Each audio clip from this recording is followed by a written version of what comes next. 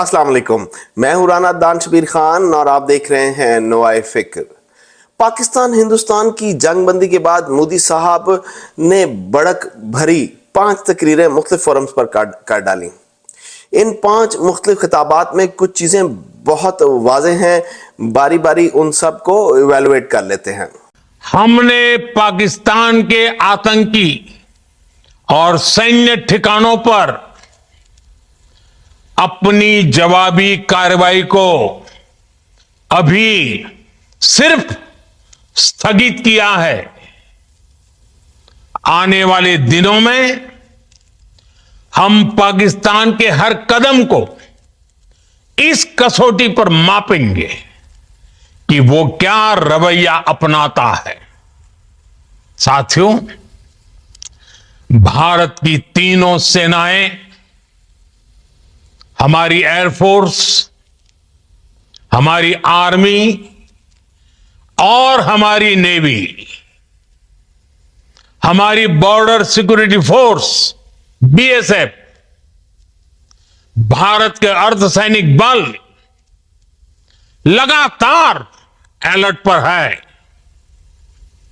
Surgical strike और air strike के बाद अब ऑपरेशन सिंदूर आतंक के खिलाफ भारत की नीति है। पहली बात यह है कि मोदी साहब बहुत गुस्से में हैं और फ्रस्ट्रेशन का शिकार हैं और लग रहा है कि मजीद कार्रवाई या मजीद जंग का इरादा भी रखते हैं। फरमाते हैं कि ऑपरेशन सिंदूर अभी वक्ती तौर पर पॉज किया है। अगर पाकिस्तान हिंदुस्तान में मजीद आतंकवाद या दहशतगर्दी करेगा तो फिर जवाब दिया जाएगा। ओ मामा, तेनू कहने क्या है कि ऑपरेशन सिंदूर नू पॉज कर। सोचने की बात तो यह है कि अगर मोदी और उसकी फौज को इतनी कामयाबियां हासिल हुई जो वो क्लेम करते हैं, तो फिर फ्रस्ट्रेशन और गुस्सा किस बात का? ये फ्रस्ट्रेशन और गुस्सा ठुकाई लगाने का नहीं बल्कि चपेड़े खाने का है। ये फ्रस्ट्रेशन और गुस्सा उस नुकसान का है जिसका ख्वाब भी मोदी ने नहीं देखा था। दुनिया की सबसे बड़ी डॉग फाइट कहा जा रहा है। लोग इसे वर्ल्ड वॉर 2 से कंपेयर कर रहे हैं और कुछ लोग कह रहे हैं कि इसका कंपैरिजन किया ही नहीं जा सकता। 6+1, जिसमें से राफेल कितने हैं मैं, आप और खास तौर पर हिंदुस्तान खूब जानता है। आखिरी दिन हमने 5 घंटे तक दुश्मन पर जो ऑर्डिनेंस फेंका उसकी टनेज 16 दिन की 1965 की जंग से ज्यादा थी। मैं सिर्फ पाकिस्तान एयरफोर्स की बात कर रहा हूं। आर्टिलरी, अल-फतह मिसाइल और दूसरे मिसाइल इसके अलावा हैं। पाकिस्तान एयरफोर्स ने इन 5 घंटों में 26 टारगेट्स को हिट किया। हिंदुस्तान की 16 एयर बेसेस को हिट किया और कोई सिविलियन पॉपुलेशन को निशाना नहीं बनाया। Ammunition dump, air bases, military sites, missile sites, petroleum dumps और सबसे बढ़कर S-400 को मारा। सिर्फ मारा ही नहीं, जमी बोस कर दिया। मोदी और उसकी फौज इस वक्त अपने जख्म चाट रही है, मगर जो वॉर हिस्टेरिया मोदी ने क्रिएट किया था अपने बाहर के इलेक्शन की कैंपेन के लिए, उसकी कोई तो कवर स्टोरी बनानी ही थी। तो इन तकरीरों की अहमियत इससे ज़्यादा कुछ नहीं कि मोदी साहब अपनी डोमेस्टिक ऑडियंस को चुप कराना चाहते हैं, कोई ना कोई गोली या मंजन देना चाहते हैं। अब मसला यह है कि अगर बकौल मोदी साहब पाकिस्तान को मार पड़ी तो पाकिस्तान की तरफ से कोई आहो बका आनी चाहिए थी, मगर स्टोरी कुछ और ही बन गई जिसमें हमारे पीरो मुर्शद ट्रंप ने बहुत अहम किरदार अदा किया। ट्रंप साहब ने पहले अमेरिका में और फिर सऊदी अरब और फिर 3 मजीद मुख्तलिफ जगहों पर पाकिस्तान की लीडरशिप की तारीफ की, जंगबंदी का सेहरा अपने सर पर बांधा और कश्मीर के मसले को हल करने में अपनी मदद की ऑफर की। मोदी और पूरा हिंदुस्तान कोमे में चला गया। क्यों हो गया? मोदी तो चाह रहा था कि पाकिस्तान को मैं सबक सिखाऊं तो तारीख में याद रखा जाऊंगा कि पहला हिंदुस्तानी लीडर है, पहला हिंदुस्तानी वजीर आजम है जिसने पाकिस्तान को पाकिस्तान में घुसकर मारा। एक न्यूक्लियर ताकत को घुटने टेकने पर मजबूर कर दिया, और वो न्यूक्लियर ताकत जिसकी डायरेक्ट सपोर्ट में चाइना जैसी ताकत मौजूद है। मगर ये ख्वाब तो ना सिर्फ अधूरा रह गया, बल्कि उल्टी पड़ गई सब तदबीरें। वो जंगी जहाज जिन्होंने पाकिस्तान पर मिसाइल दागे, वो तबाह होकर रैकेज की सूरत में जमीन पर उतरे।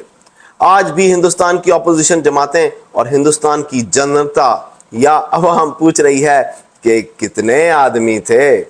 मेरा मतलब यह है कि 72 और 29 के मुकाबले में क्या खोया क्या पाया। सर, मेरा नाम अंजू निर्वाण है, TV9 भारतवर्ष से।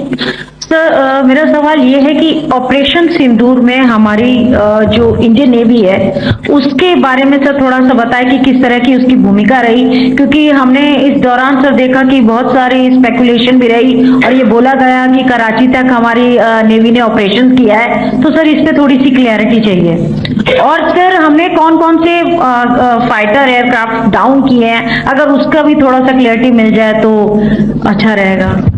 आप वो बात क्यों पूछते हैं, आप वो बात क्यों पूछते हैं, अरे जो बताने के काबिल नहीं है, आप वो बात क्यों पूछते हैं, जो बताने के काबिल नहीं। मोदी साहब जहां हिंदुस्तान की तारीख में अमर होने की ख्वाहिश रखते हैं, वहां वो हिंदुत्व की हिंदुस्तान में सुपरमेसी की कोशिशों में भी हैं। एक एक्सट्रीमिस्ट हिंदू आइडियोलॉजी को वो टो करते हैं और इस खित्ते में हिंदू राज का ख्वाब पूरा करना चाहते हैं, जहां बाकी मज़ाहिब सरनगू होकर अपनी जिंदगी गुजारें। एक बीजेपी के सियासतदान कंवर विजय शाह साहब की वीडियो आपको सुनाता हूं। और जिन्होंने हमारी बेटियों के सिंदूर उजाड़े थे, वही कटे पिटे लोगों को हमने उन्हीं की बहन भेज करके उनकी ऐसी की तीसरी करवाई। एक बार मोदी जी के लिए जोरदार ताली हो। उन्होंने कपड़े उतार उतार के हमारे हिंदुओं को मारा, और मोदी जी ने उनकी बहन को उनकी ऐसी की तेजी करने हमारे जहाज से उनके घर गए। अब मोदी जी कपड़े तो उतार नहीं सकते थे, इसलिए उनके समाज की बहन को भेजा कि तुमने हमारी बहनों को अगर विधवा किया है तो तुम्हारे समाज की बहन आके तुम्हें नंगा करके छोड़ेगी। जब इस जंग का आगाज हुआ तो इंडियन मीडिया पर दो खवातीन ऑफिसर्स और दरमियान में उनके फॉरेन सेक्रेटरी साहब बैठकर प्रेस ब्रीफ दिया करते थे। इनमें से एक कर्नल सोफिया हैं जो कि मुसलमान हैं, और बीजेपी के विजय शाह साहब इन्हीं कर्नल सोफिया के बारे में अपने ख्यालात का इजहार कर रहे थे। आप इससे अंदाजा कर सकते हैं कि बीजेपी की मेंटालिटी क्या है। पूरी दुनिया के सामने बीजेपी का मुस्लिम दुश्मन चेहरा सामने आ गया। हिंदुस्तान के अंदर और हिंदुस्तान के बाहर विजय शाह की इस तकरीर पर खूब शोर मचना शुरू हो गया। बात हिंदुस्तान के सुप्रीम कोर्ट तक जा पहुंची। विजय शाह ने माफी तलाफी की कोशिश भी की, मगर सुप्रीम कोर्ट ने कहा कि इसके खिलाफ कानूनी कार्रवाई की जानी चाहिए, मगर उसके खिलाफ कोई कार्रवाई नहीं हो सकी, और ना ही बीजेपी ने उसे पार्टी से निकाला और ना ही उससे असेंबली की मेंबरशिप से फारिग किया गया या इस्तीफा डिमांड किया गया। अब ये साहब अपनी सीट बचाने के लिए एक वीडियो क्लिप अपलोड करते हैं जिसमें वो कर्नल सोफिया से माफी भी मांग रहे हैं।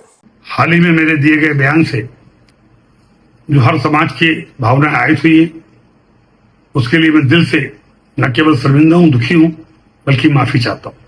हमारे देश की वो बहन सोफिया कुरैशी राष्ट्र धर्म निभाते हुए जाति और समाज से ऊपर उठकर उन्होंने जो काम किया है वो हमारी सगी बहन से भी ऊपर सम्मानित है। हमारी सेना और हमारे सोफिया बहन की साथी जितने भी जिन्होंने हमारी उन बहनों का बदला लेने के लिए, हिंदुस्तान का मान सम्मान रखने के लिए और हमारे विरोधियों को धूल चटाई है, मैं उनका सम्मान करता हूं। हाल के भाषण में जब मेरी इच्छा और मनसा यही थी कि मैं उनके बात को अच्छे से समाज के बीच में रखूं, लेकिन दुखी और विचलित मन से कुछ शब्द गलत निकल गए, जिसके कारण आज मैं खुद शर्मिंदा हूं और पूरे समाज से और समुदाय से माफी मांगता हूं। बहन सोफिया के और सारे मिलिट्री वालों का मैं हमेशा सम्मान करता हूं और आज हाथ जोड़ के सबसे मैं अपने आप को माफी चाहता हूं। हिंदुस्तान की सुप्रीम कोर्ट ने उसकी माफी को तो एक्सेप्ट नहीं किया, मगर उसकी जमानत जरूर उन्होंने कबूल कर ली है। आप ये जो वीडियो देख रहे हैं, ये बीजेपी के कारकुन हिंदुस्तान में कराची बेकरी के नाम से एक बेकरी को तोड़ते हुए आपको नजर आ रहे हैं, जबकि पाकिस्तान में हिंदुस्तान के शहरों के नाम से मौजूद मुख्तलिफ कारोबार किसी भी किस्म के वायलेंस से महफूज हैं। ये एक मेंटालिटी को जाहिर करता है, ये एक एक्सट्रीमिस्ट की मेंटालिटी को वाजे करता है। ये फर्क है आप में और हम में। आइए एक दफा फिर कायदे आज़म मोहम्मद अली जिन्ना का शुक्रिया अदा करते हैं, जिनकी वजह से हम, आप और हमारे बच्चे आज़ाद फिजा में सांस ले रहे हैं। जहां तक पाकिस्तान और हिंदुस्तान की जंग की बात है, by the end of the day देखना यह होता है कि एम्बैरेसमेंट या ह्यूमिलेशन किसकी ज्यादा हुई है। मैं आपसे इजाजत लूंगा।